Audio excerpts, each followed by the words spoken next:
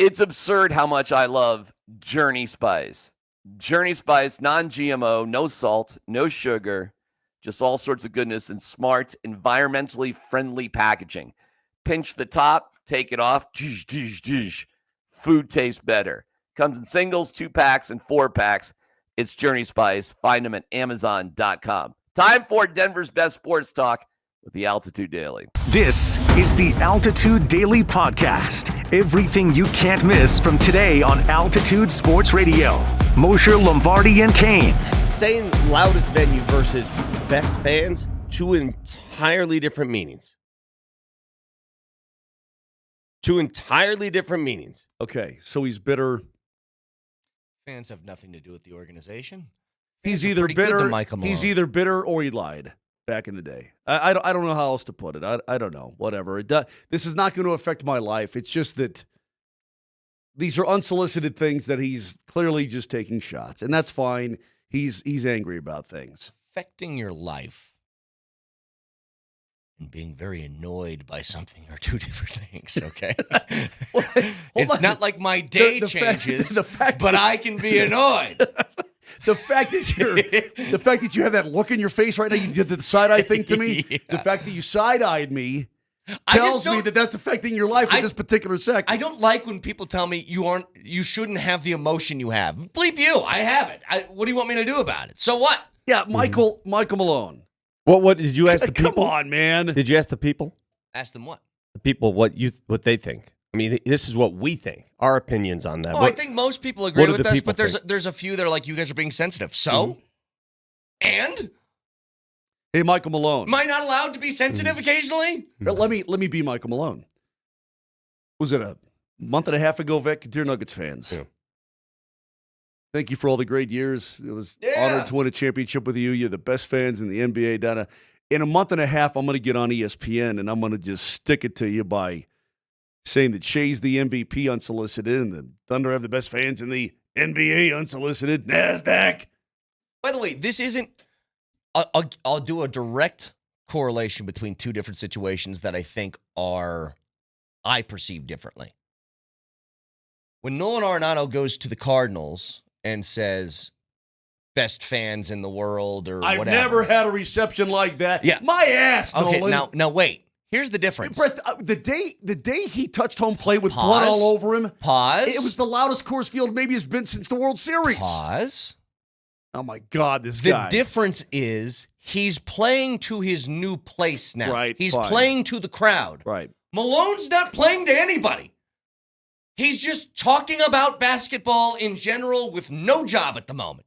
In the place he was just at, how long's it been? Like 5 weeks? 5 weeks ago?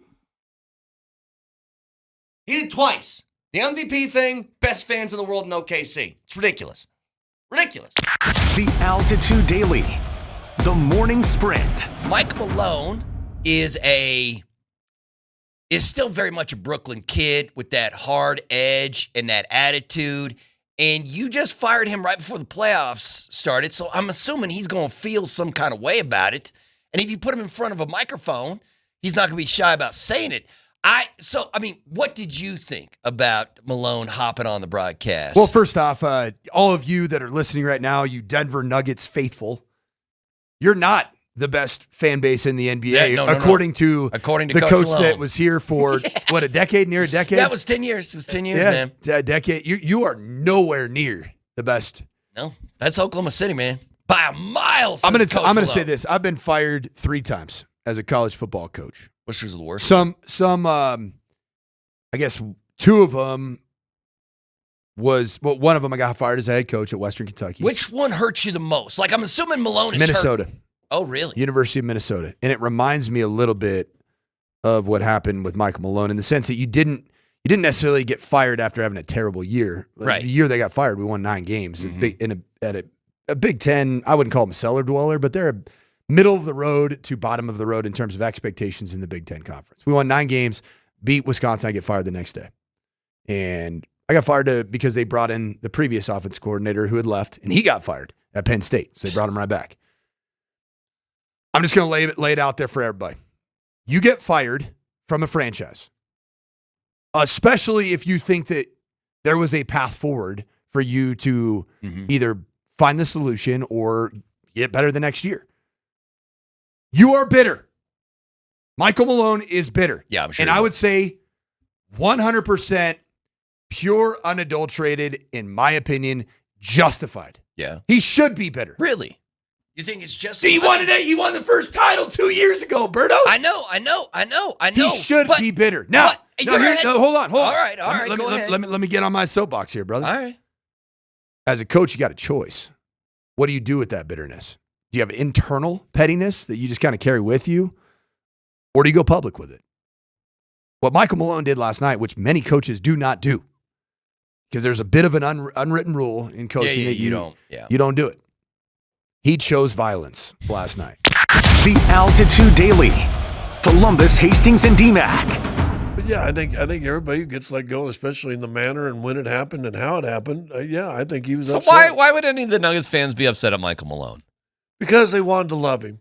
They wanted to see Doug Moe's names up in the rafters now with less wins than Malone put up there. They wanted to love him. And he's been great. I mean, on parade, Malone was fantastic. He was the star. And where was it? Miko was kind of the star of the Avalanche's parade, right? Well, Landy, you heard of him? But Landy hosted the whole thing. Yeah. Yeah, I'm like, But Miko came up Miko was great too. Yeah. But Malone was the star of that that parade, right? He took it over. Brucey B. I mean, he ruled that one. Well, him and Vic. The second you decide to do this job, the second you get a microphone in front of you, you will have to take a shot inherently at somebody at some time. Yeah. Right? Yeah. And you know, what a shot is relative. I mean, we justify it for what we do as a living as it's our opinion, right? Like we're just giving our opinion of what it is. But that's the risk that you run. When you take that microphone and you start talking into it, you're going to say things that are going to bother people. I will say the MVP thing is I'm rolling my eyes because everybody knew SGA was winning it. A month ago. Oh, now you say that after you won your coffee. No, but it's still a shot. The question was not if it's not the degree of it, just is there going to be a shot? But I think it's still a shot. That being said, the comment about the fans, though, is more of like, yeah, that one. That's what? That right there is like worth two. Yeah, I agree. Like, I agree. Taking a shot at the fans, and that to me feels fought out because that to me signals he thought he would be more defended by people when it happened, and he just wasn't. And the fans were quick to just be like, okay, let's go. But if you go back and look at our text line the day after, because we were on the air, or the day it happened, I think we were on the air. The fans are pretty, I would say, more his side than not. Do you think the fans were outraged that he was fired? I think there was more the word for the timing. Not that he was fired, and that's what people ask me. Were you surprised? No, but I was surprised at the timing.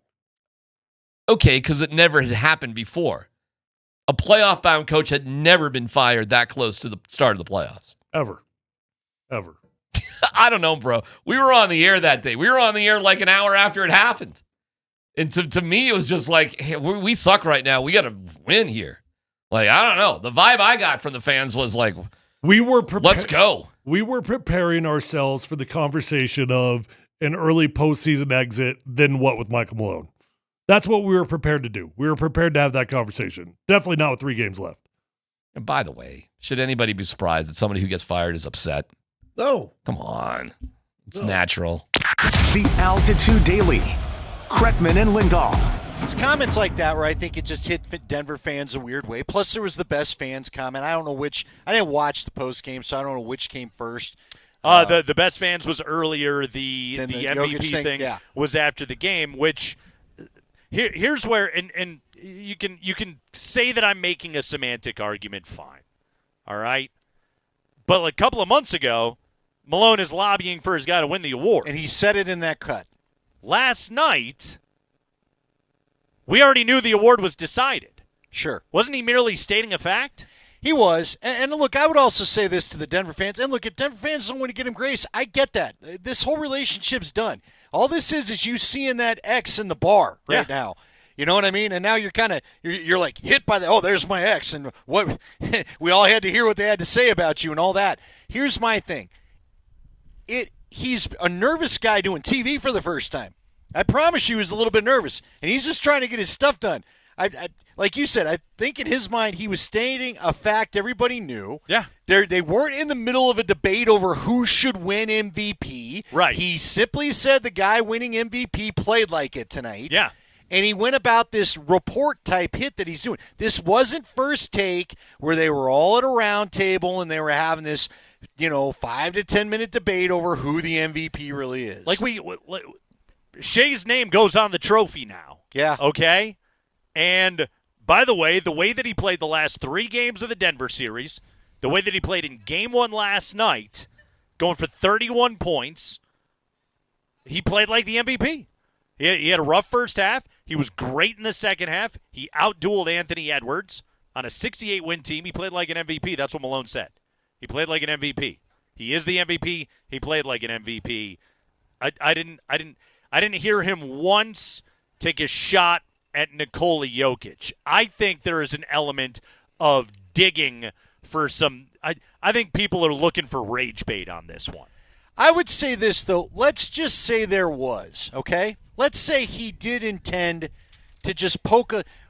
Why should anybody be overly shocked? Again, I will bring up... fired. The Ramona Shelburne story said everybody, and I think Tony Jones had a piece of this too in The Athletic. Yep. The reporting that was extensive said the team was worn out by the guy, including their star player, Nikola Jokic. Which, by the way... In way... a way that he wasn't worn out in previous years, and that was why Josh did what he did, because that's what Josh felt. But here's the thing, Andy. That's not news to Michael Malone either. Right. He knew he had a locker room full of guys that tuned him out anyway. Right. But again, I'm not going to get mad that this guy took his chance. He got fired. And he answered a few things back. Okay.